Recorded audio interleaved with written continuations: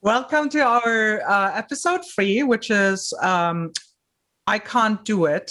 And we want to talk about that very soon. But before we do that, Sarah and I wanted to thank you guys so much for joining the April Art Foamies challenge. That was so cool, right? Yes, it was awesome. I want to show some work, and maybe Kim can put me on a spotlight while I'm sharing that, and then Sarah can say something about the cool work. We picked a couple of those, so here we go. Okay, so I love the one that Bev did here because she put together our stamps. This is the friendship, right? This is the friendship. Yeah, I think it is the friendship. Yes, I just love it. I mean, you could literally just take a picture of that and then multiply it and make fabric. It just looks so yummy. I really love it. I love the jump too. It's so fun with the arrows and the movement. Spirals always like, bring me in. I love it. Oh yeah. Karen was on fire with her fluorescent. I actually don't think that's Karen. I think this is, sorry, we labeled it wrong. This is actually Colette Hardy, and she did all these like super cool collages. Sorry about if we put the wrong names on there. Sometimes it's getting a little bit fuzzy. And then Robin's, I love the layering. Yes, with the Black Lives Matter art for me, it's beautiful. I really love it. And I see you put a floral art for me underneath. Yeah, I think that's one of mine. That's the I'm so bad with my own names. First, how are you with that, Sarah? I'm like, I don't know anymore. My name. So like right? the one on the where it's labeled Karen, that is the abstract globe. So yeah, I remember mine. Kim probably knows the names for mine better than I do. And then we have a zigzag triangle. And with this because I don't know her real name, it says not all who are all lost care. She utilized rubber stamps that she carved in a previous class that I had taught, and also the art from me. So I really loved all the things that she did with her notebook. And then Karen, now that is Karen, right? Yep, that is Karen. That's watercolor, right? Watercolor with your, what is the name of your? That was the triple play foam stamp that I did with Marsha and Birgit. I think this might be alcohol ink that she used on a transparency. So it's which is like really vellum? Yeah, I'm not sure. She might have used vellum, but she might also use like an acetate sheet, like a graphics acetate. It looks like watercolor. That's yeah, you can Duralar. Okay. Yeah. Okay. Wow. The matte medium. So that was really cool. Marsha said, I think Karen might have done it on a transparency instead of Duralar. And Birgit says, yes, it's alcohol ink. It was one of the techniques that Birgit showed with the foam stand in the class, was how to use foam stands. I didn't get invited to this class. Let me talk to the two. I'm sure we can manage that. Okay. You just show me the techniques. I mean, we're eternal friends, so it'll be fine. All right, so the collage, right? That's Rika, yeah. Yeah, I love it. That's so cool, right? And then I love how Sherry layered those stems and like really cool on the book paper too. And, I could tell that she challenged herself with the colors because you usually don't start with a darker color first, but she started with purple and worked her way up. So it's pretty cool. Very cool, right? Mm-hmm. And it didn't turn brown, which is amazing. Yeah. And then we have these two. Yeah. I I love this one because I can't remember what the prompt was, but I loved how it was like almost like a poem and, something that you should say to yourself, like be enough, be you, be strong, just be. It's something it's hard for us to do. Yeah. To just be ourselves. So I really like this one too.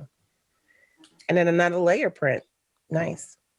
And this is the last one that we share from there were so many more, sorry, but we just wanted to, we loved seeing those every day. Mm-hmm. I love how Penguin Papers, she layered the stamp, and then Marsher's, that just makes me happy every time I see this. Wow. Well, it's like, bam, Yeah. In your face, but right. in a good way, right? I'm putting yellow on this. That's what it looks like. And it makes you smile, Right? Yeah. I just saw something on here.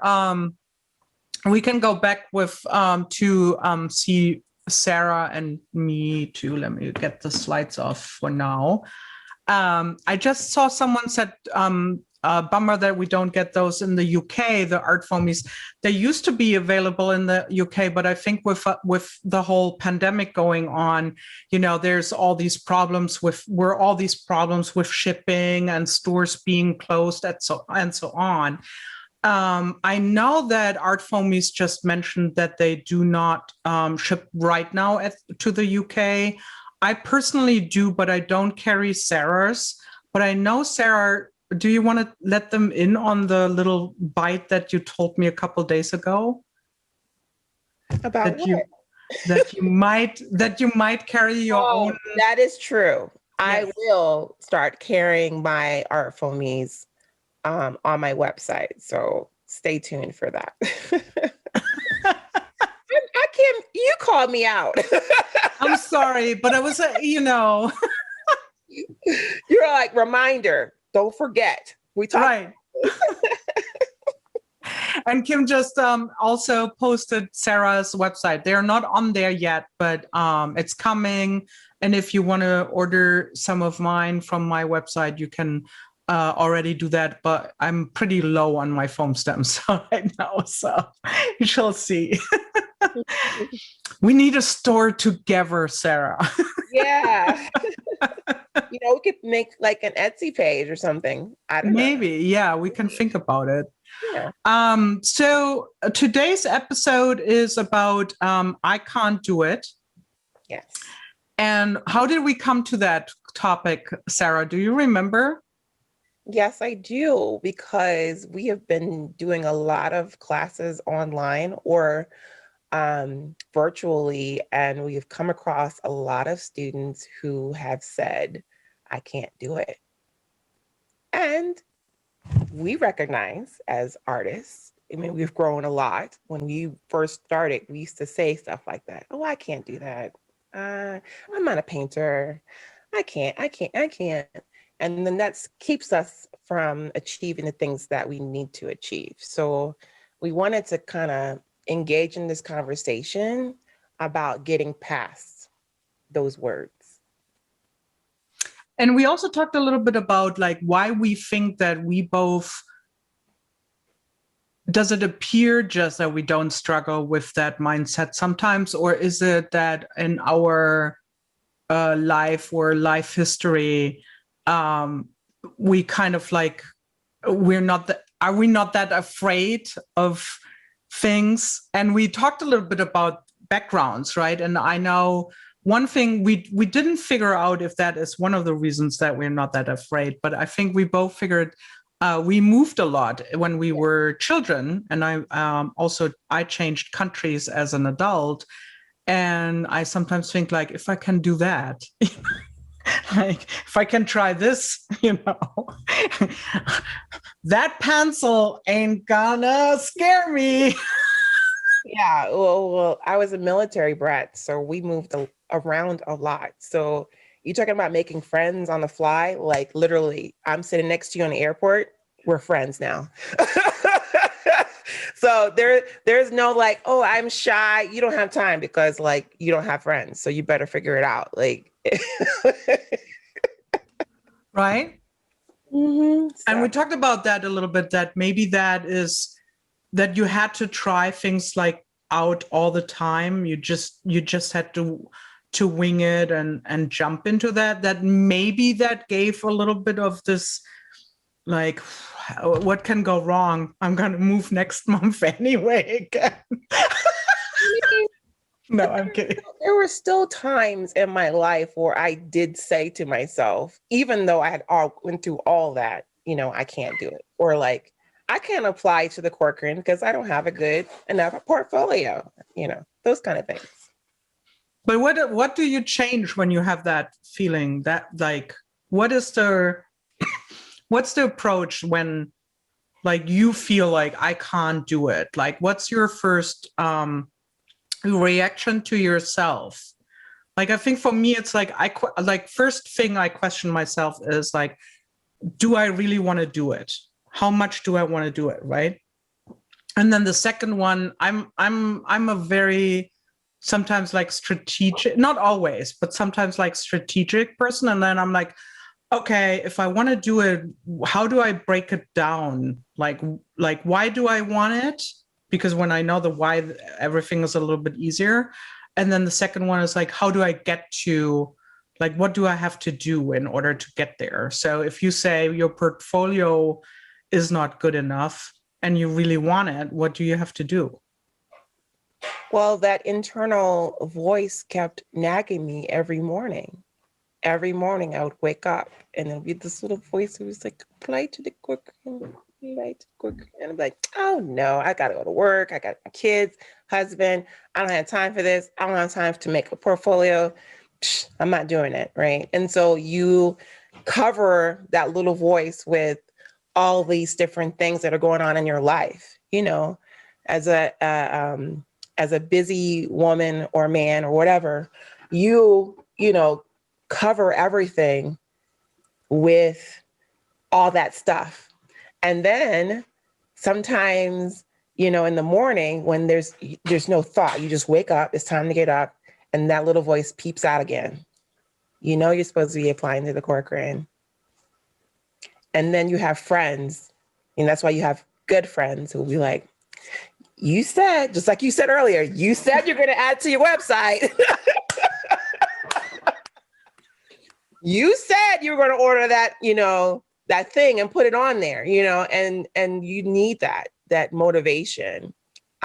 Because sometimes you have to tell your friends and your closest loved ones. Well, so, and Lou just asked, Sarah, doesn't, I think she means the voice, doesn't the voice go away after coffee? Yeah, pretty much.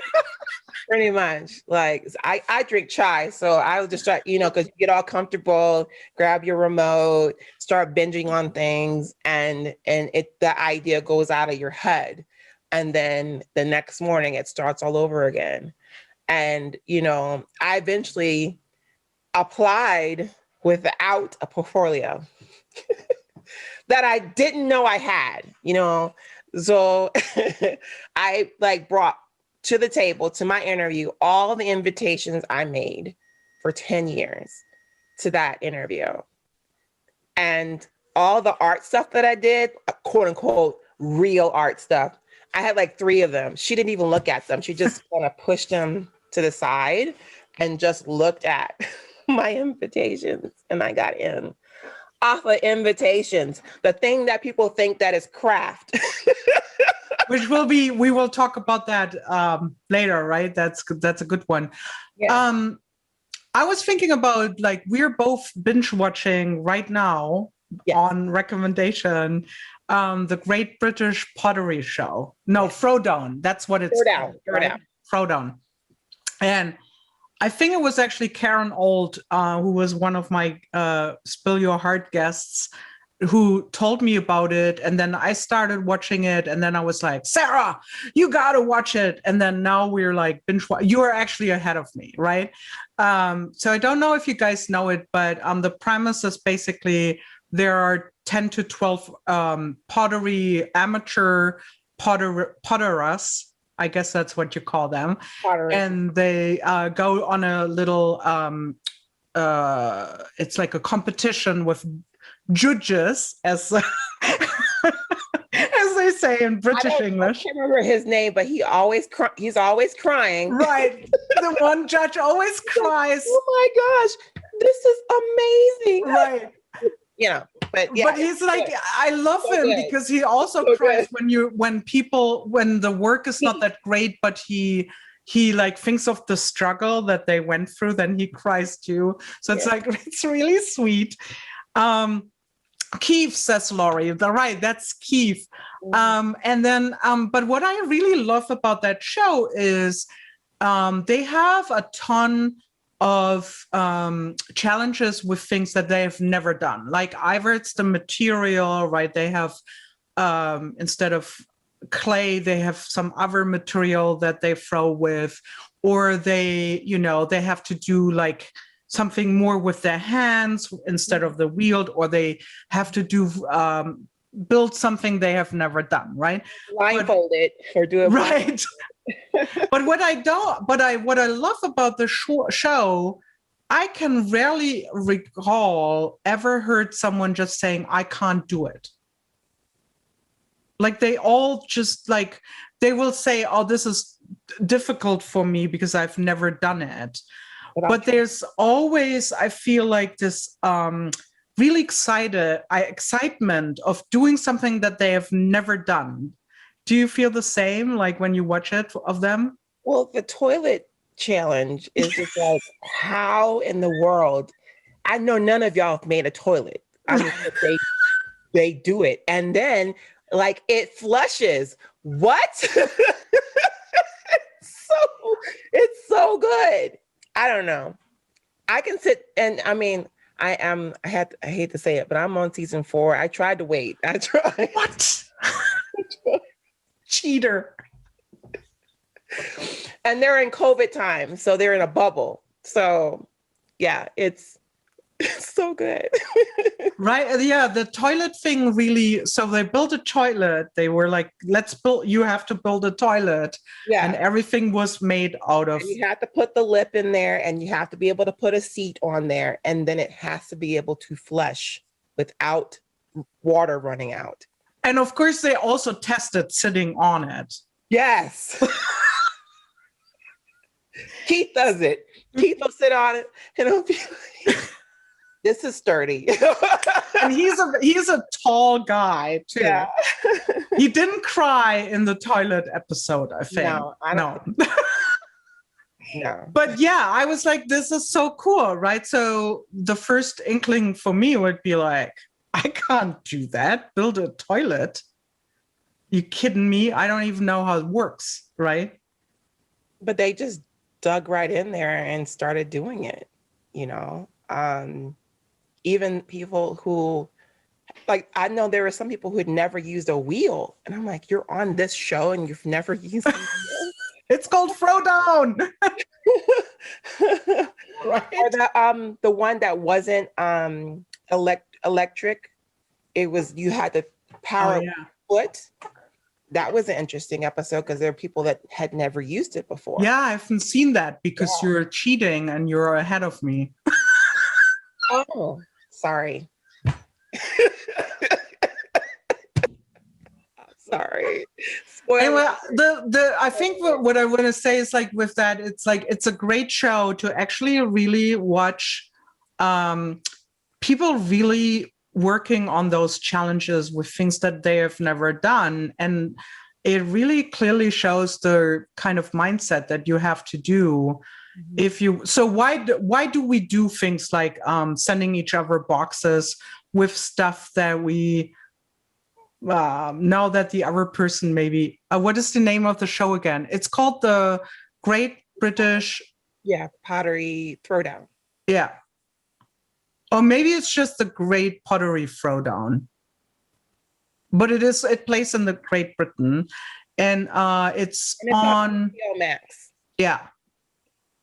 In the US. Check it out. It's really cool. I think you will like it. There was one thing that I remember when we were having the discussion before we had this webinar today, or ZoomCast today, was the fact that the thing that they made will go into the kiln and would often come out with cracks. Yes. Broken. But then they would be like, oh, well, that happens. And then they would embrace it and try and figure out how to utilize what they had. And some instances they presented broken things. Yeah, they just go with it.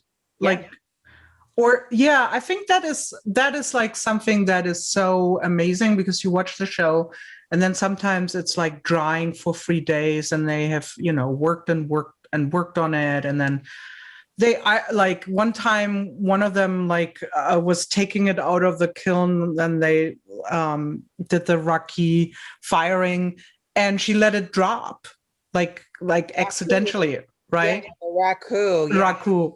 Because you only had a certain amount of time to get it from the kiln into the whatever, that box of thread or hair or whatever they had.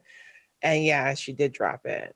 So, and there was no like breakdown, because it's not called the Great British Breakdown. It's called Throwdown, right? There's no crying in ceramics. I thought it was it's a good lesson in, like, you know, this is what you have to do. You have like, when we talk about we can do it, then the premise is like, it's all practice, right? Yes. Because you never know how things, like, I'm not going to sit there and say, I'm going to do a masterpiece today. Like, I wish, but that's not usually how it works. Like, I'm setting out today to create a masterpiece. And so you're just doing it. And then sometimes it works out, sometimes it doesn't.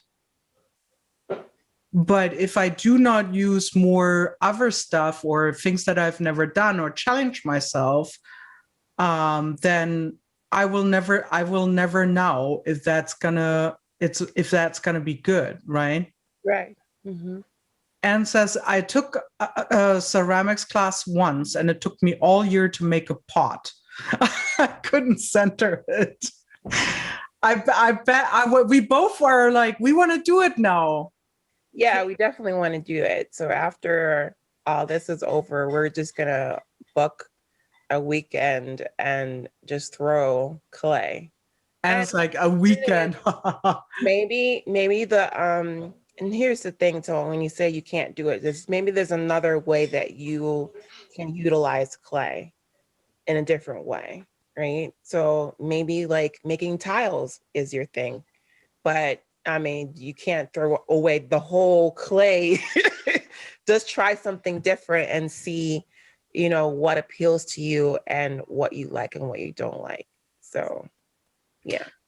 I thought the thing that I find so interesting about it too is, like, even if you wouldn't put, that's when I take classes. For example, I did a dry etching class, and I wasn't like especially great in it because it's a lot of work and it's a lot of cleaning, and I'm not the cleaning lady in my, like, I'm like, if I have to clean up plates and tools for 4 hours and I could only to work on things for 1 hour, that's not really my thing. That's why I also don't paint in oil. But anyway, I digress. What I mean with it is, I learned a lot of other things through that class. Like I was like, okay, is that for me? No, it's not. I also don't have a press, you know, for printing press. I would have to go to the printing school and so on. Not that that is a problem if I really want to do it, but I learned other things in that class that I use now in other artwork. Like, you know, carving, or how you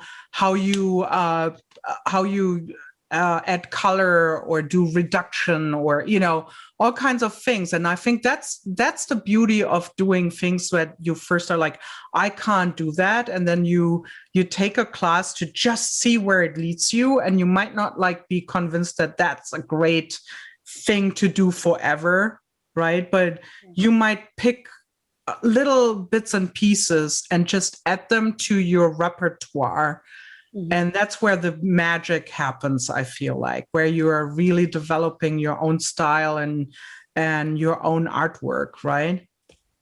Yeah, I have to agree with the etching thing. So I did take etching. Well, it was advanced printmaking and we did etching. That was like the bulk of the first part of the class. And let me tell you, so I can do it. I most certainly can do it, but I don't have the patience for it. I know. I'm like, this is one print. I mean, like and I just rubbing, and then yeah. and then there's like a specific rag for each color, and then I'm like, and then you have to use like the phone book, and then flip the page, and then I'm like, can I just print today? And then you try to wash it. You have to wet the paper, and then you have to go through you have to smash it with the towels. It's just, yeah, you're right. Just you make sure you respect artists who do it. Yeah, definitely. But I learned that I do like, like you see in the print behind me, I like the layering part of it. So that's what I have adapted and done it differently.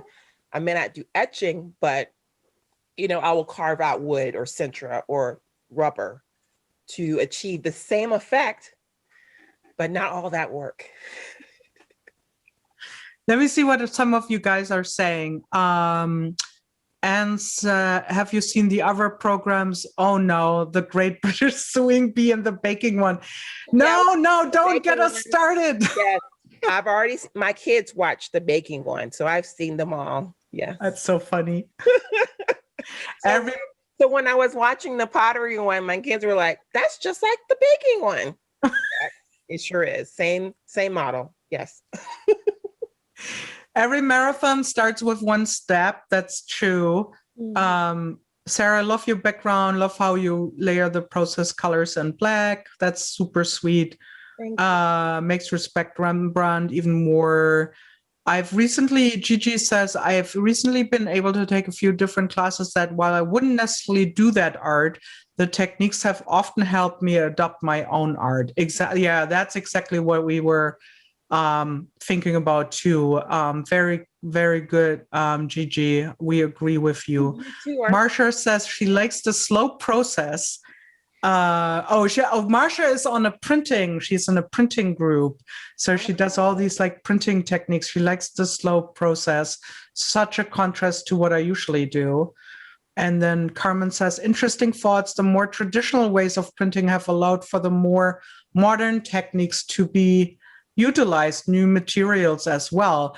That is so true, right? Like if then people like us are doing these classes, then you might think of other ways, or you're like, okay, how do I make mono printing easier? Like there wouldn't be Jello if there weren't all the like monotypes on other materials before, and there wouldn't be the jelly plate, for example, if there wasn't Jello before, where you make your own plates, right? Like things like that. Yeah. It's kind of cool, right?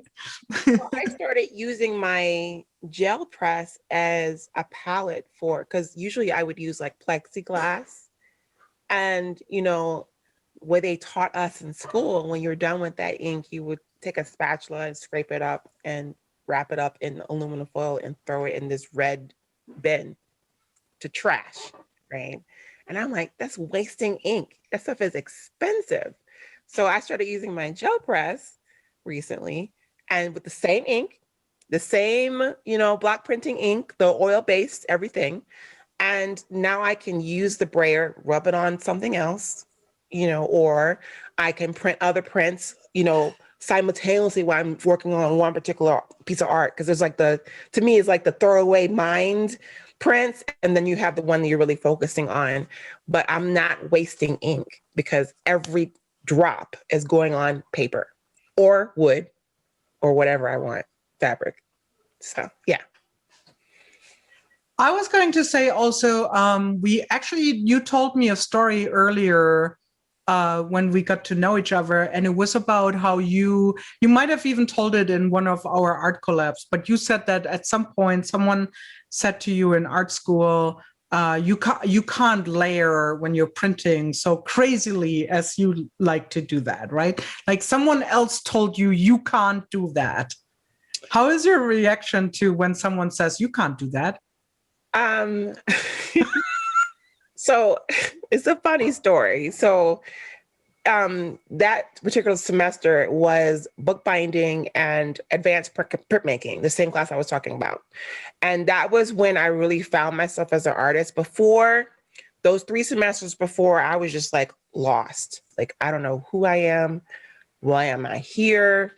Every critique is like, your taste is, what she say? Your taste is, I forget what she said. Something about my taste was like, not good, basically.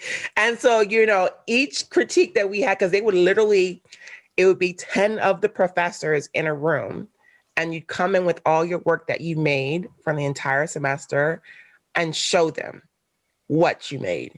And they were literally like, eat you alive. And then when I came to that semester, I showed up to that critique with piles of prints and piles of books I had made, because I'd really found my voice. And I remember the next semester was screen printing, but I didn't really grasp everything that the teacher was telling us, because I was like, I'm still in the carving mode. Like, I can't go to the screen printing mode yet. I mean, I got to focus on this. So I would put them together.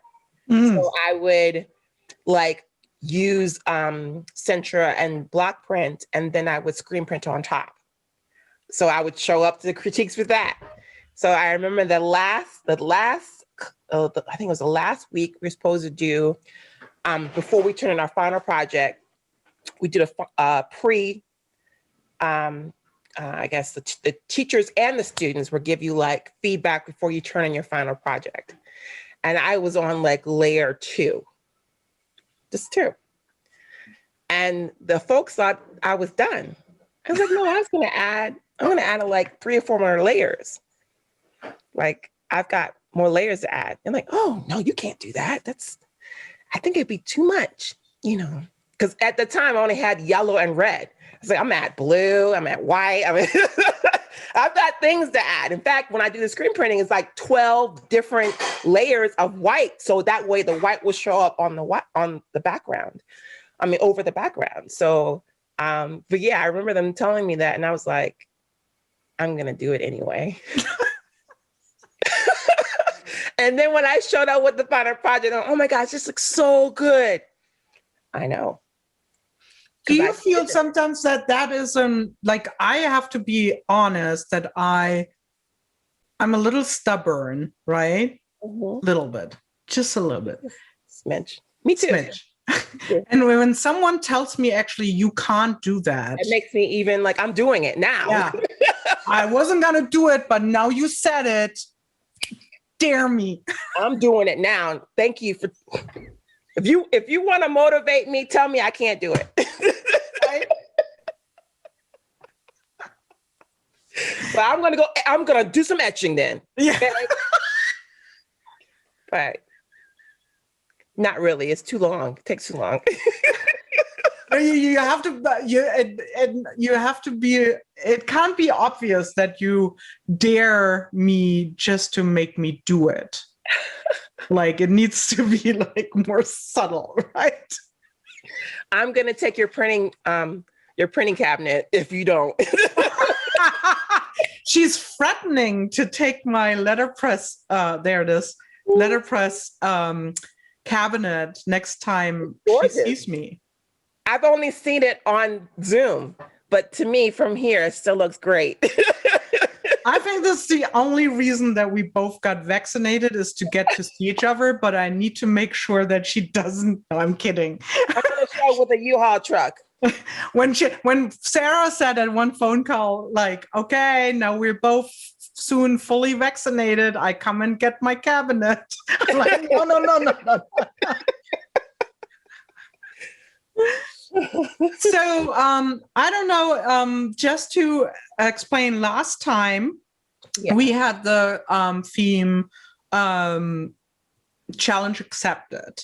Yeah. And we wanted to have a segue to this I can't do it. And we both sent each other boxes. Yeah. I want to show real quick what was in the boxes. Okay. So each of us sent each other boxes with 3 things. We said, pull some stuff, 3 things. And of course, both of us did not take photos of what we actually got. No. So Kim put together this little collage for us so we can show you. So in the package that I received from Sarah and that we unboxed it in our last episode. So we were surprised. As you can see, I got like a Superstars. It was like a photo album, like one you can fill. And you can see I was like, kind of like, okay. I was more excited about the 3x3 canvas. I was like, I can do something with it. And then I can tell you that this is fake happiness about that bag. As Birgit says, I can tell how happy you are with the bag. I was like, what is this? Why am I getting that? And what the hell am I going to do with that? Okay. So when I was picking out the items, so I was like, oh yeah, photo album, 3x3, good. I said, what can I throw in there as like a wrench? And I was like, yes, this is gonna be great. This is gonna be great. I can't wait. She opens it. I can please open it, please. Woo! Good. I want to know what you made. Well, first I'm going to show what you got, just as a reminder. Yeah. First of all, the small picture is actually of the packaging, which had a little post-it. You can't really read it. It said no. It says no, because I was like, she's going to unwrap it before we have the Zoom. Mm-hmm. No, you didn't. Didn't open it, okay? Yeah.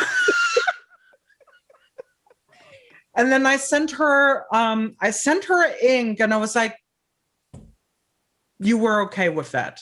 Yeah, I was actually really overjoyed because I'm like, oh, ink, that's my comfort zone. And I sent you pencils. Well, yeah, and I was like, color pencils. Yeah. I was like, come on, you sent me a hideous bag.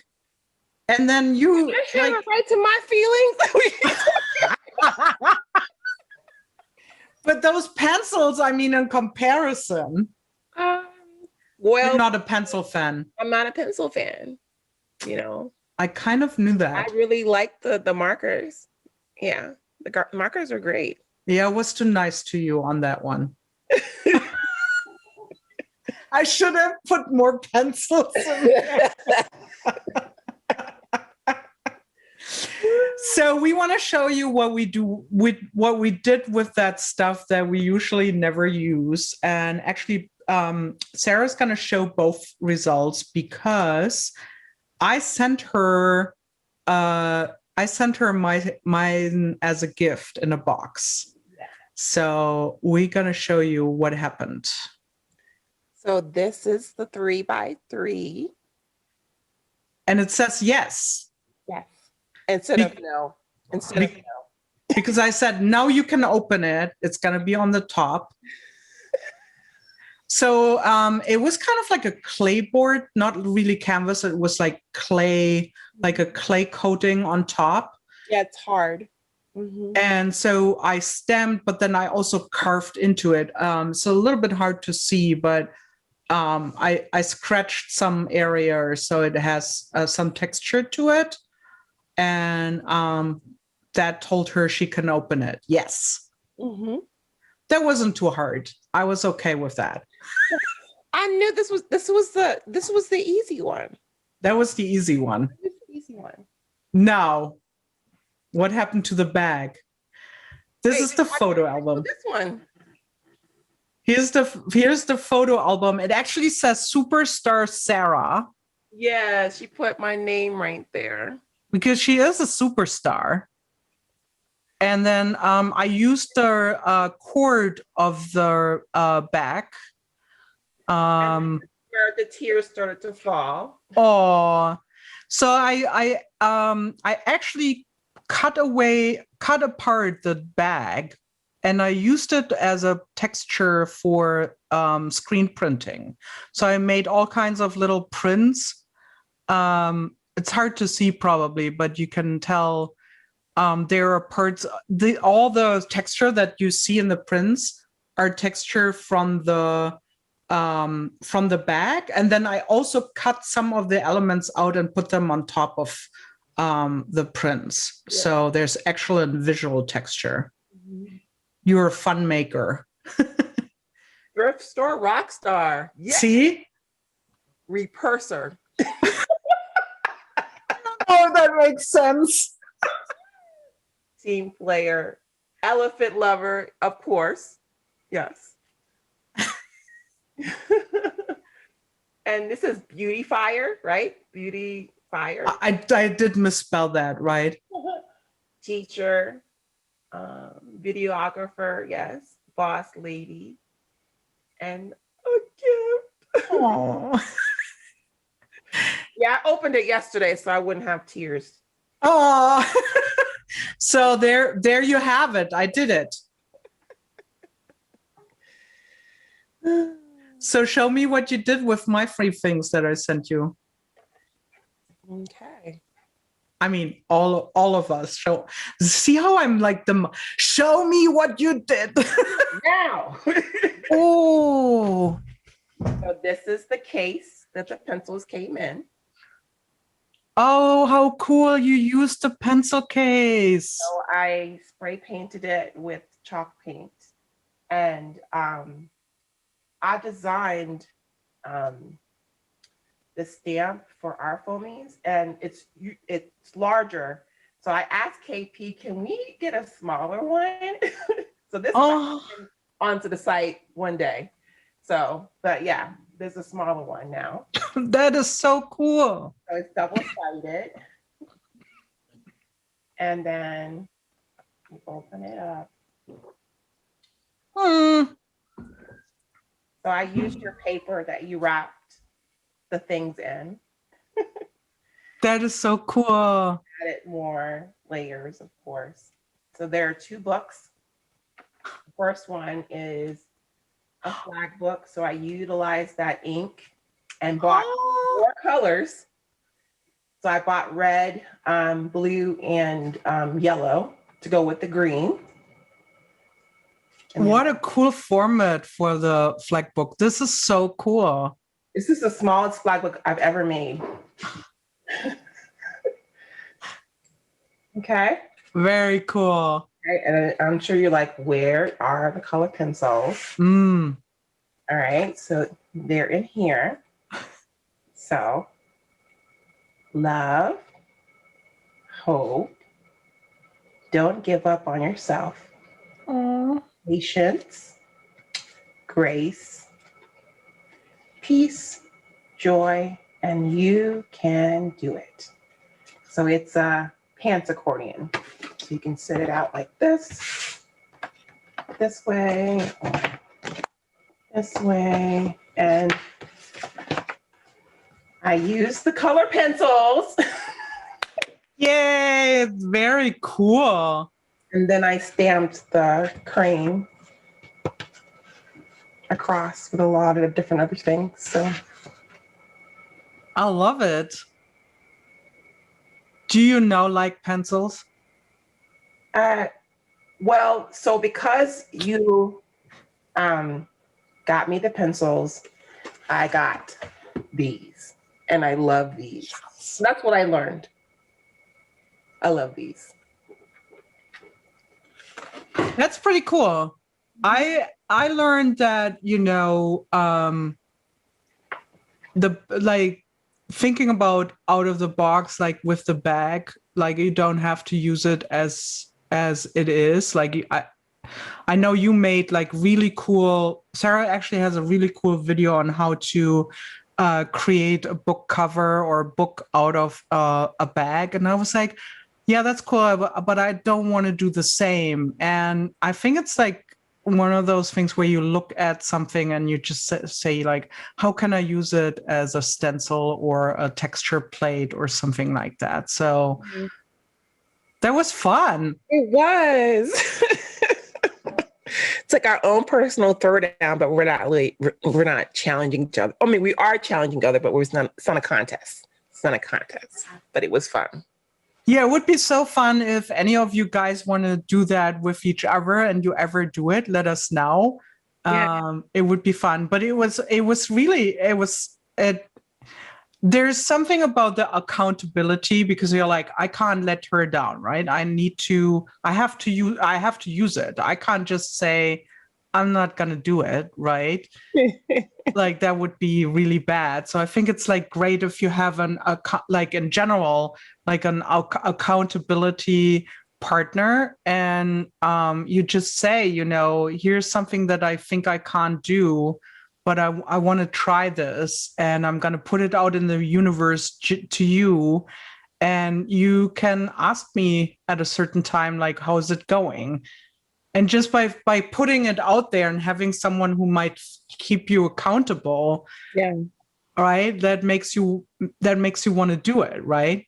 I just wanted to just add to the I can't do it conversation, because that's a voice that it's internal, right? And so you have to do it in small bites. What's the statement? It's like you can't eat the whole elephant at the same time. You have to do it in small bites. So, hey, I'm not really good at so-and-so. Let me try doing the first step of that thing. Okay, the next step, let me do the second step. And then as you go and get more confident as achieving those steps, then you can push past that I can't do it. Because sometimes it's really about the time. I don't really have the time to do it. So make time to do it. I even put it on my calendar. Like, honey, I'm going to be gone. Figure it out.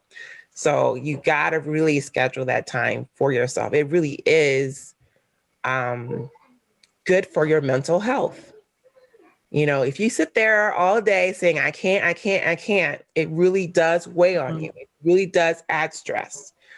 But you need to start saying, I can, I will. And then you start to rise up. I can do this because I've done something else before and know I can do it again. So keep moving and don't. Yeah, definitely. I also want to add, because I think it goes with the one remark that Rainey said, I keep on buying stuff, but not performing. Or sometimes you don't do the things because you think you can't do it. I think it's really important to break it down to the like smallest sizable thing that you can think of. You can do it. Like, let's say you have supplies that you want to use, right? Then what would it take for you to use them? Maybe you make yourself like a mini challenge, right? But it needs to be something that you can do it, like not the big elephant, as Sarah mentioned. It needs to be something that's a bite size, right? You're like, okay, let's say you have pencils that you have never used, right? Send them to a friend. Okay, if that's not possible, I'm just kidding. Like, say, what is the moment in the day where I can at least have 20 minutes a day? Like, what's like my routine a day? What's my moment where, let's say, every morning I have a coffee and then I have 20 minutes to myself. Put this pencil case the evening before there with a piece of paper and just start making marks or whatever. Challenge yourself, right? But if you make something, like if you set your mind to it and you also say, I'm going to do it in small little increments, and I try that for, I don't know, 2 weeks or 30 days or whatever, then you might find out you really like it, or you feel better because you used it. Oh, my cat is just flipping out. Sorry. And, or you might say, well, pencils are just not for me. Or like Sarah, you're like, oh, I need to buy more stuff. I need to buy now, I figured out I like how they make marks, or how they have like texture. But I want something that's a different material, like oil-based, or, something like that. So I think like you really need to just like break it down a little bit and figure out how you can make time or space for trying those things that you think that you can, because you just have to make room for it in a way, right? Yeah. So I know we're in a middle of a pandemic and everything, but if you remember yourself as a child doing art, or if you have like a nephew or a niece or a child that, that is doing art, when you watch them do it, there's no thought involved really. They're just here. Just going in there. I'm just going to do it. Right? And I've even sat, because I used to volunteer at my daughter's school. I was sitting with another student, and she just took her paintbrush, dipped it in yellow, and did a squiggle. And she said, I'm done. She said, put my name on it and put it in the drying rack. Come on now. That is how we should be, just confident. It's done, So I don't know. I mean, I do know. So you just have to have that confidence in yourself, because you can do it. Anything that you put your mind to, you can do it. Exactly. We have one question now, because we both mentioned that we love elephants, but Carmen wants to know, Sarah, where did your love for elephants come from? It came from my mom, and you can't see it, but my mom made these in a ceramics class. When we were in Japan, she took time out for herself. This is like, wow. She took time out for herself, and she went to a ceramics class, left us kids home with dad. And she came back with these ceramic elephants that she glazed and everything. And it's up here on the top of my bookshelf. And it's a piggy bank. So we fill it up with change our whole entire lives. It was like a pillar in our living room for as long as I can remember. And because of that, I started collecting elephants to kind of complement the elephants. And when my mom, I think it was like one day she was doing like a yard sale, and she was like, hey, do you want this? And I was like, yes, please. Please don't. So I've had it in my possession ever since. And actually, because they're vaccinated, they came over last week, and she was like, you still have it? I was like, yes, ma'am. 1978 is when she. Aww. And you sent me an elephant too as a gift, which I don't know if you can see it. There's something yellow back in the window. That's a gift that Sarah sent me.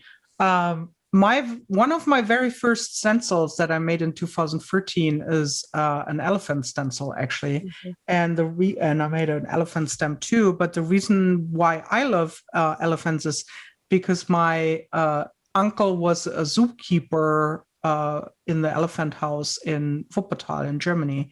And as a child, I would visit him there, and he would tell all these like super amazing stories about elephants. And also the city of Wuppertal has a story with elephants. They have a is it monorail when it's in the air? I think it's a monorail, right? So they have one. And they, as a circus, there was a circus in town in 1900 or 1904 or whatever. It's like over 100 years old, that thing. And they were doing as an advertisement, they would just put some of the animals, and one was a baby elephant, into the train car and would ride with it. And the elephant allegedly fell out of the car. He was not injured. He survived. He was well, into the river that's under the monorail there. But that's the story of the town of the city too, and that's why the elephant was always a big thing for the zoo too. But I was fascinated by the stories that my uncle would tell about the elephants and their memories and their playfulness, and so we both discovered early that we have a little bit of a super love for elephants. Yes. Right. Oh, there was one other thing that I forgot when I was talking earlier. One of the reasons why we decided to do the Art Foamies challenge was because we had a lot of folks say, well, what am I supposed to do with this Art Foamies? I don't know what to do with it. I don't know. I can't visualize what to do with it. And we're like, okay, let's do a challenge. And we literally used all the art foamies that we had in our possession and printed different ways. And I printed on wood. I printed on fabric. The sky's the limit. Yeah, I think challenges are a great way to how, I mean, again, it depends on if you really want to do it, right? If you're like, yeah, I just like shopping, I don't actually want to use my art products, that could be a reason too, right? Like, but you can mount them. You can mount them if you want to look at them, I actually love how you use the pencil case, by the way. That reminds me of that. Oh, thank you. Birgit is seeing my little cat Mingus is going nuts in the background. So I'm sorry about that, guys. This is a little extra entertainment. Let's tell them what we're doing next episode. Yes. So the next episode will be on June 1. Kim is already posting the registration because Sarah and I are getting better. Yeah. So we want to register. And the June 1st, same time. And the topic is art is serious, craft is fun. As you know, we like to say things in our title. And what is art and what is craft? Is there even a difference? And what do the two terms mean to us? Everyone has different ideas about this topic, and we want to discuss this live and see where it goes. We'll talk about how our definitions may influence what we create and why we create, and how we perceive and react to audience expectations. Finally, we'll look at some art that may make us uncomfortable or not, and chat about those feelings. So I hope you find that interesting, and we can't wait. It's gonna be heavy but fun. Yes, and we're not telling you anything else. Right. Stay tuned for the next episode. Exactly. This was it. ArtCollab ZoomCast number 3. Yay. With Sarah and Nat. Nat and Sarah. Yay, we did it. Thank you everyone for coming. This was fun. Bye-bye. Bye.